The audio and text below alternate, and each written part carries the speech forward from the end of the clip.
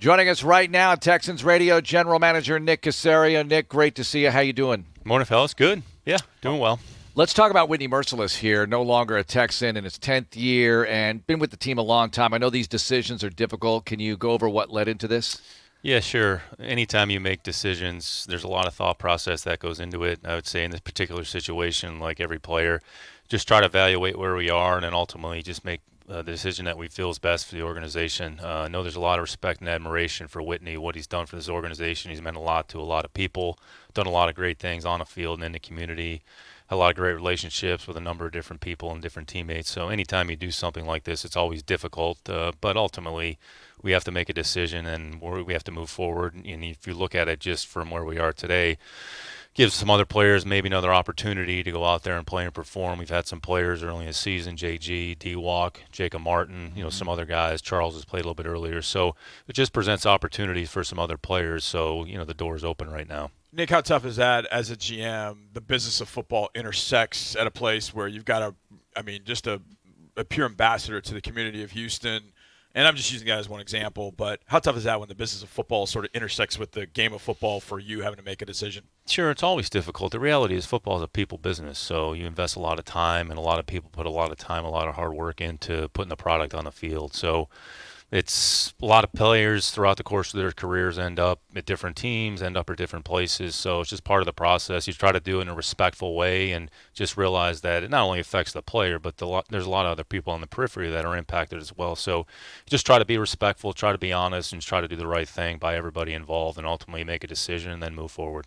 Jacob Martin, Jonathan Grenard, you mentioned them, and Grenard's got 4 sacks to lead the team right now. What about their performances? What are you seeing so far this year? Yeah, they made some progress. I know JG was slow a little bit in training camp, had the ankle, and then eventually when he came back, he's taken advantage of his opportunity. The Jacobs played probably 25, 30 snaps a game. So, there's players that are going to have to step into some roles and, when given the opportunity, they go out there and perform. And, JG's taken advantage of that. There's some other players that have taken advantage of that as well. So still have 11 games or whatever is in front of us. The focus on this week is in Arizona and what we need to do, prepare for that game. So, but there'll be plenty of players. Hopefully they get a chance to go in there and step in and, assume a bigger role.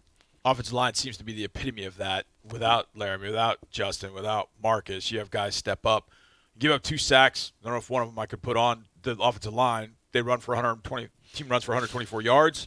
You can put that on some of the offensive line. What do you think overall of kind of how that unit came together with parts that had to move in with Justin at center and obviously Grenard at left tackle as well? Yeah, collectively they hung in there, played 75 snaps. And those 5 guys played the entire game, so there were some positives. There were some things that we can certainly correct or improve, but it's a credit to that group. It's a credit to Coach Campen and the time that they invest, and the players take ownership. And this is a good situation, a good example of you really never know when the opportunity is going to come. You have to be prepared for everything. So this goes back a little bit to the roster construction as well, and just kind of creating competition and putting guys in roles that if they were forced into that situation, you have enough confidence they can go out there and perform.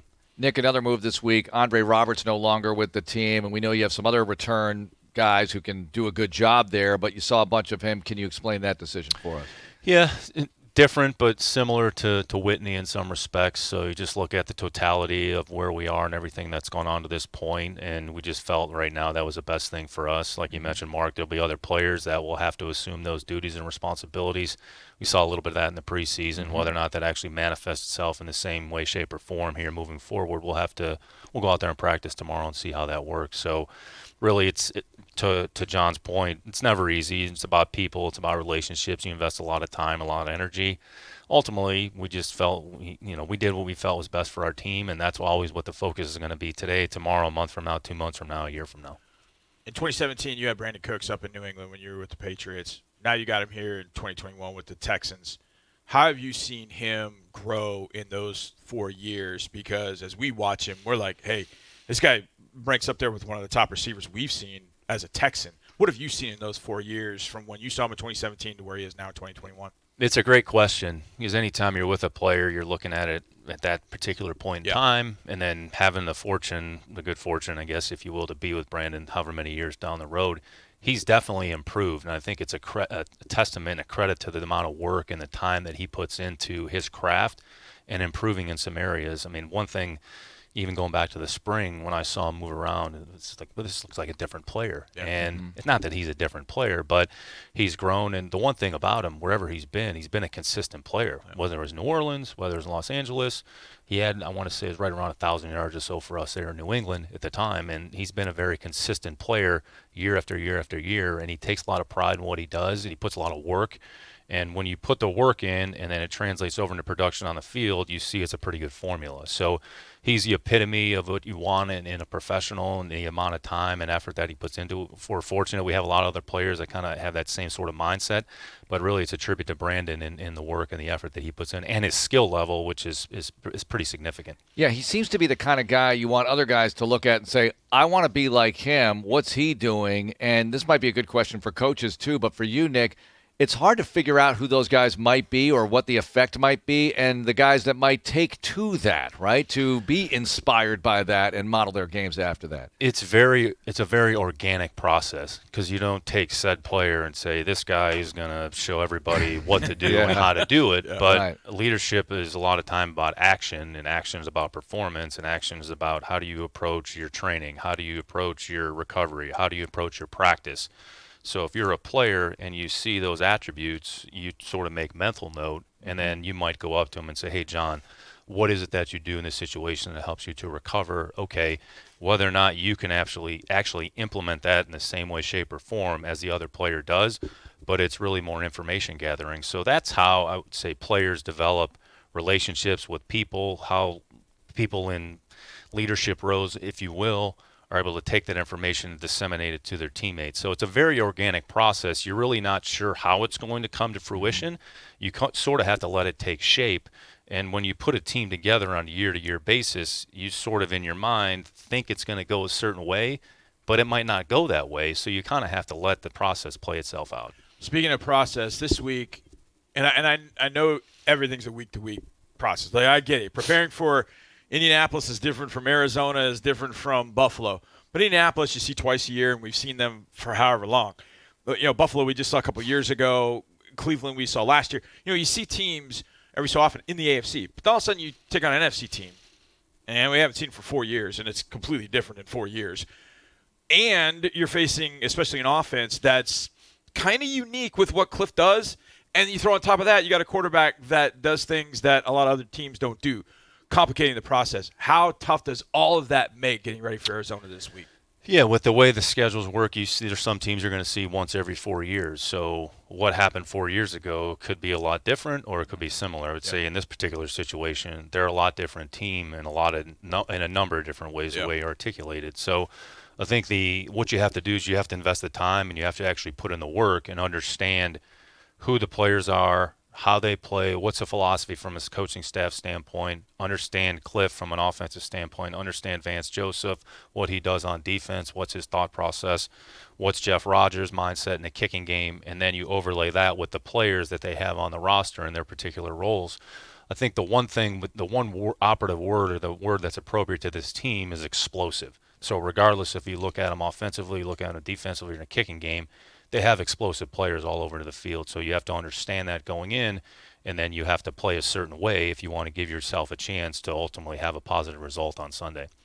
Nick, just to put a wrapper on the game on Sunday against the Colts, when you look at some of the numbers there, Johnny talked about the rushing yardage, passing yardage, that was okay.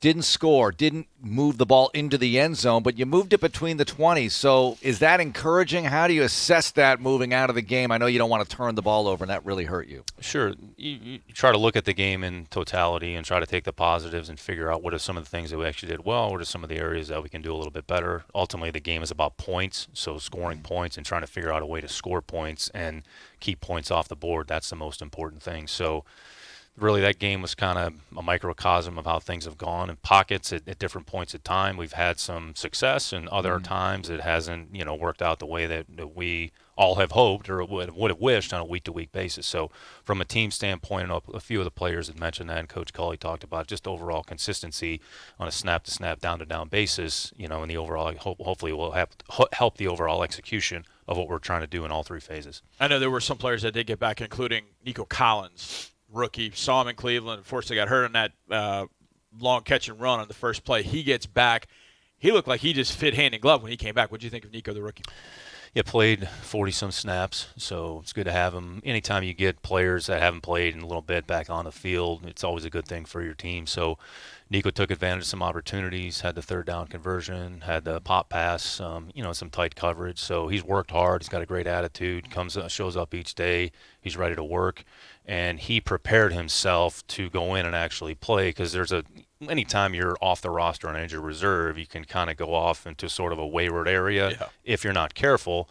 But he's very diligent about it. Spent a lot of time with our sports performance staff, and then to getting him ready to play this week goes back to his preparation, and it goes back to the work that RP and Benny did with him getting ready to go. So he probably played a few more snaps maybe than we thought, but he came out of it okay. So now you want to try to build on what happened in the previous week. Every week we ask you about Davis, and it's a little bit of a roller coaster ride. And we saw some really good things in that game, along with the rest of the offense, like we were discussing. But obviously, you don't want to turn the ball over. So, what about the latest with your rookie quarterback? Yeah, the number one responsibility of the quarterback is to take care of the football and just know when, a good play is. Don't make a bad play worse by doing something that you really, quite frankly, don't have to do. So, some of that is going to be learned. Some of that happens pretty quickly. The reality is you have to make decisions in about 2 seconds when you have the ball in your hand. It's less than 3. So from pre-snap to the time the ball's snapped to what happens after the snap, things happen quickly. So you just have to continually train your mind, go through your process, understand what's happening on the other side of the ball, and just make a good decision for the team. So that's the most important thing. So if he can take that and apply that in a moving forward basis, then he'll see improvement in some of those areas. So 2 things. 1, do you wish you had as much swag as Cliff Kingsbury? And 2, you guys had him in New England for a while, if I remember correctly. What was he like there, and how have you seen that translate into what he's doing now at Arizona? Yeah. What makes you think he doesn't have as much swag? Nick's got his own swag, but look, I don't have as much Nick swag. Caserio is never going to sit in a house overlooking the mountains with a fire in front of him during the NFL draft. You never know. Ever. Yeah. No. Am I right? I would say that's actually – you can't let that misconstrue, I would say, how hard Cliff works at football. Yeah. He's very smart. When we drafted him in 02 or 03, I think it was 03, he was a very productive player at Texas Tech. You guys probably saw him play down here a bunch. So very smart, very productive player. Had some injuries that kind of short-circuited his career a little bit. But he's a very thoughtful individual, understands football, and he had success when he was at Texas Tech. They won 7-8 games at different points, and he took advantage of his opportunity. I know there's a lot of people that kind of turned a blind eye when he was hired as if, what's happening, but I think he's shown he's a very good coach. He's a very shrewd coach. He understands offensive football, and he's able to take the people that he has in place and put them in positions to be successful. So I had a great relationship with Cliff when he was in New England. It's always good to see him and catch up, and quite frankly, not surprised at the success that he's having with his team. And they've done a great job between him and Steve Keim. They've put together a really good team, and that's the reason they're the only undefeated team in the league right now. That was relatively early in your time with New England, not the earliest, but relatively early. When you look at some of these young guys who do jobs like quality control or whatever, how difficult is it to spot, that might be a future head coach? I mean, these guys, we had Matt LaFleur here in this building and Rob Sala and guys like that when they were, just in cubicles here, and look at them now. So what about that part of it? Yeah, I actually, Matt was the quarterback when I was a graduate assistant at Saginaw Valley. So when you're watching Matt LaFleur play quarterback, you're not going, well, he's going to be the head coach of the Green Bay Packers. Yeah. So for all of us, really, it's just about an opportunity. It's about a starting point. And then really it's about the work that you put in with whatever role that you have. And someone needs to see that and then extend you an olive branch and say, you know what, we think you have a chance to maybe be successful. And it's really about what you do with your job performance wherever you are. And all of us along the way are blessed to be given an opportunity to do something. So you mentioned, Matt was here earlier in his career. Coach Sala was here earlier in his career. I think when you get into football, you're always kind of envisioning at some point, if I can ever ascend to a role that's bigger than the one I'm in now, all of us have those aspirations.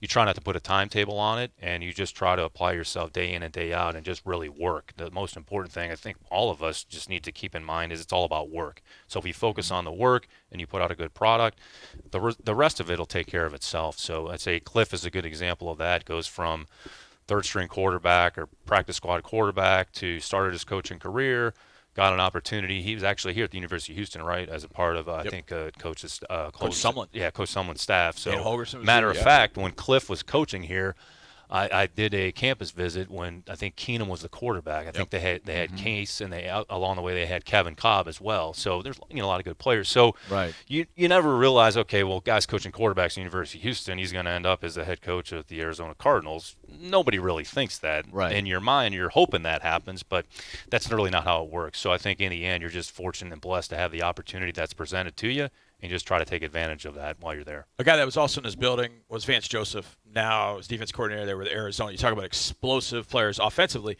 It feels like they've got explosive players defensively as well. Obviously, explosive being different, but it seems like they have that on the defensive side. What do you see on that side of the ball Vance has got? No question. Aggressive coach, and they really have really good players at all three levels of the defense. So it's not just, the defensive line, the linebackers. They have literally, I would say, great players at all three levels. I mean, two of arguably the best players, whether it's defensive tackle and JJ. Chandler Jones is as disruptive a defensive player in the league.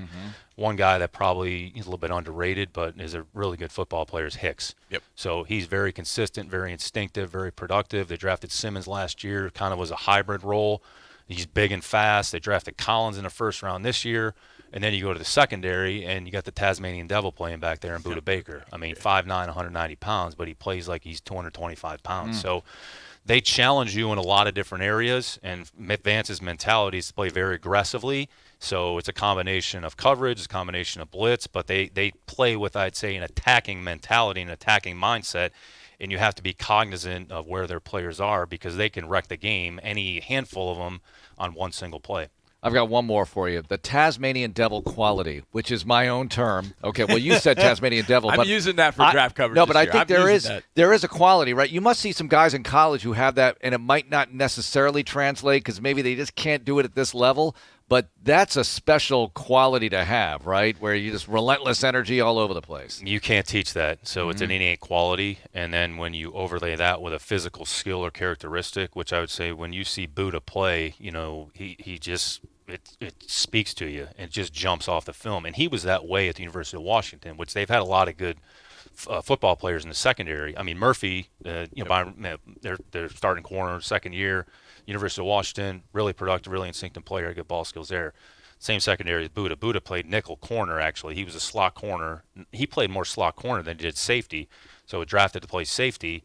And, again, he has this playing style that he plays fast. He plays very explosively. And at safety, there's an instinctive component as well that's involved, and he possesses those qualities. So when you put it together, there's a reason why they made him one of the highest paid safeties in the league 2 or 3 years ago when they extended him, and rightfully so. I was so worried that you guys were going to draft him in New England when he came out. I was like, that dude he's a patriot. The way that they can figure this out, and they're going to put him in at nickel, and he's going to wreck shop. And Arizona drafted him. Was like, oh, thank God, thank God, because he does. He kind of epitomizes what you sort of want a football player to be: versatile, physical, fearless, fast. I mean, leader. I mean, he's pretty much everything. You can throw measurables out the window. There's a good example. Yeah. He's 5'9", 190 pounds. So you say, well, he's not the prototypical size or safety.